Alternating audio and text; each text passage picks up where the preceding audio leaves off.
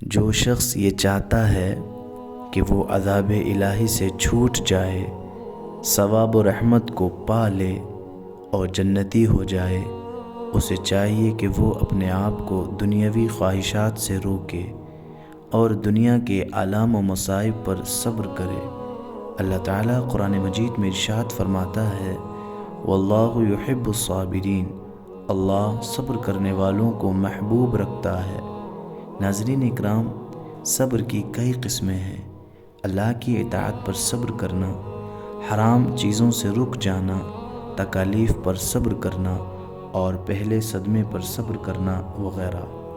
جو شخص عبادت الہی پر صبر کرتا ہے اور ہر وقت عبادت میں محو رہتا ہے، اسے قیامت کے دن اللہ تعالیٰ 300 ایسے درجات عطا کرے گا جن میں ہر درجے کا فاصلہ زمین و آسمان کے فاصلے کے برابر ہوگا۔ جو اللہ تعالیٰ کی حرام کی ہوئی چیزوں سے صبر کرتا ہے، اسے 600 درجات عطا ہوں گے جن میں ہر درجے کا فاصلہ 7 آسمان سے لے کر 7 زمین کے فاصلے کے برابر ہوگا۔ جو مصائب پر صبر کرتا ہے، اسے 700 درجات عطا ہوں گے، ہر درجے کا فاصلہ تحت الثری سے عرش علا کے برابر ہوگا۔ حضرت زکریا علیہ السلام جب یہود کے حملے کی وجہ سے شہر سے باہر نکلے کہ کہیں روپوش ہو جائیں اور یہود ان کے پیچھے بھاگے، تو آپ نے قریب ایک درخت دیکھ کر اس سے کہا، اے درخت، مجھے اپنے اندر چھپا لے۔ درخت چر گیا اور آپ اس میں روپوش ہو گئے۔ جب یہود وہاں پہنچے تو شیطان نے انہیں ساری بات بتلا کر کہا، اس درخت کو عارض سے 2 ٹکڑے کر دو۔ چنانچہ انہوں نے ایسا ہی کیا، اور یہ صرف اس لیے ہوا کہ حضرت زکریا علیہ السلام نے ذات باری کی بجائے مظاہر قدرت باری سے پناہ طلب کی تھی۔ آپ نے اپنے وجود کو مصیبت میں ڈالا اور آپ کے 2 ٹکڑے کر دیے گئے۔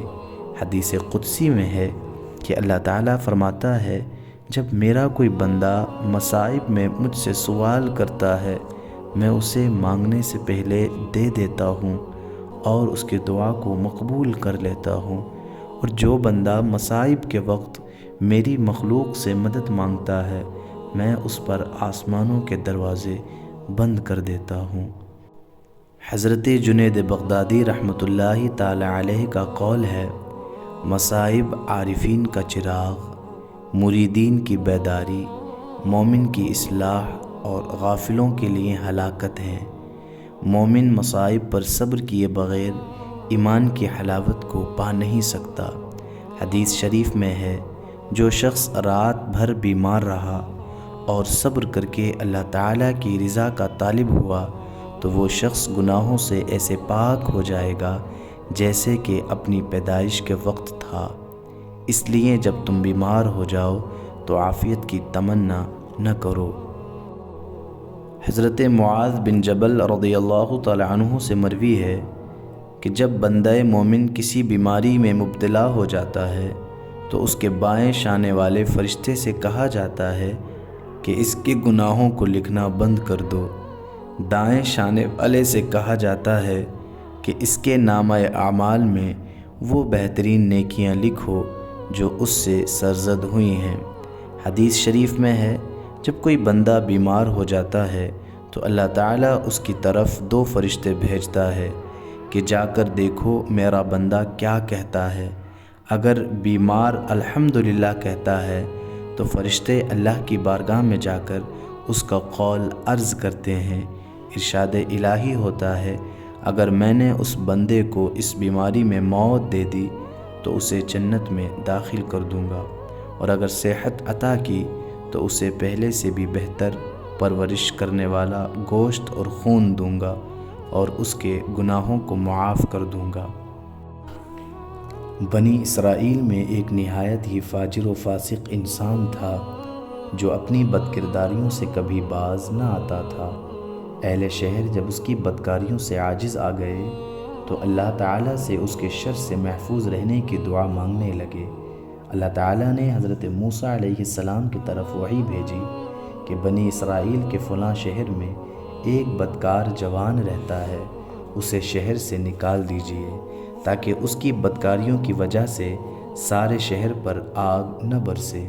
حضرت موسیٰ علیہ السلام وہاں تشریف لے گئے اور اسے اس کی بستی سے نکال دیا۔ پھر فرمان الہی ہوا کہ اسے اس بستی سے بھی نکال دیجیے۔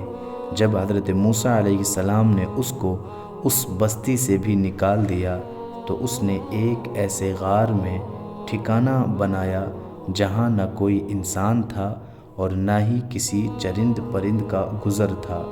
قرب و جوار میں نہ کہیں آبادی تھی اور نہ دور دور تک سبزے کا کوئی پتا تھا۔ اس غار میں آ کر وہ جوان بیمار ہو گیا۔ اس کی تیمارداری کے لیے کوئی شخص بھی اس کے آس پاس موجود نہ تھا جو اس کی خدمت کرتا۔ وہ ضعف و ناتوانی سے زمین پر گر پڑا اور کہنے لگا، کاش اس وقت اگر میری ماں میرے پاس موجود ہوتی تو مجھ پر شفقت کرتی اور میری اس بے کسی اور بے بسی پر روتی۔ اگر میرا باپ ہوتا تو میری نگہداشت اور مدد کرتا۔ اگر میری بیوی ہوتی تو میری جدائی پر روتی۔ اگر میرے بچے اس وقت موجود ہوتے تو کہتے، اے رب ہمارے عاجز، گنہگار، بدکار اور مسافر باپ کو بخش دے، جسے پہلے تو شہر بدر کیا گیا اور پھر دوسری بستی سے بھی نکال دیا گیا تھا، اور اب وہ غار میں بھی ہر ایک چیز سے نا امید ہو کر دنیا سے آخرت کی طرف چلا ہے، اور وہ میرے جنازے کے پیچھے روتے ہوئے چلتے۔ پھر وہ نوجوان کہنے لگا، اے اللہ، تو نے مجھے والدین اور بیوی بچوں سے تو دور کیا ہے، مگر اپنے فضل و کرم سے دور نہ کرنا۔ تو نے میرا دل عزیزوں کی جدائی میں جلایا ہے، اب میرے سراپا کو میرے گناہوں کے سبب جہنم کی آگ میں نہ جلانا۔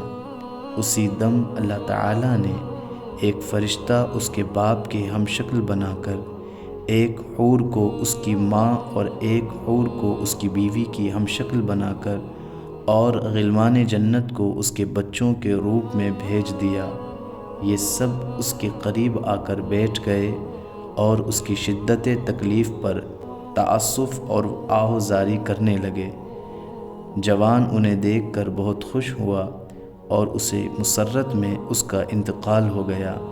تب اللہ تعالیٰ نے حضرت موسیٰ علیہ السلام کی طرف وحی کی کہ فلاں غار کی طرف جاؤ، وہاں ہمارا ایک دوست مر گیا ہے، تم اس کی تکفین و تدفین کا انتظام کرو۔ حکم الہی کے مطابق حضرت موسیٰ علیہ السلام جب غار میں پہنچے تو انہوں نے وہاں اسی جوان کو مرا ہوا پایا جس کو انہوں نے پہلے شہر اور پھر بستی سے نکالا تھا۔ اس کے گرد حوریں تعزیت کرنے والوں کی طرح بیٹھی ہوئی تھیں۔ موسیٰ علیہ السلام نے بارگاہ الہی میں عرض کی، اے رب العزت، یہ تو وہی جوان ہے جسے میں نے تیرے حکم سے شہر اور بستی سے نکال دیا تھا۔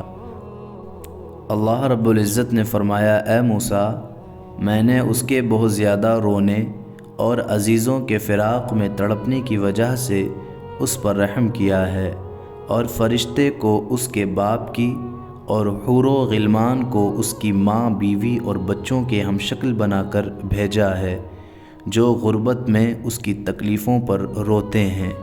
جب یہ مرا تو اس کی بے چارگی پر زمین و آسمان والے روئے، اور میں ارحم الراحمین پھر کیوں نہ اس کے گناہوں کو معاف کرتا۔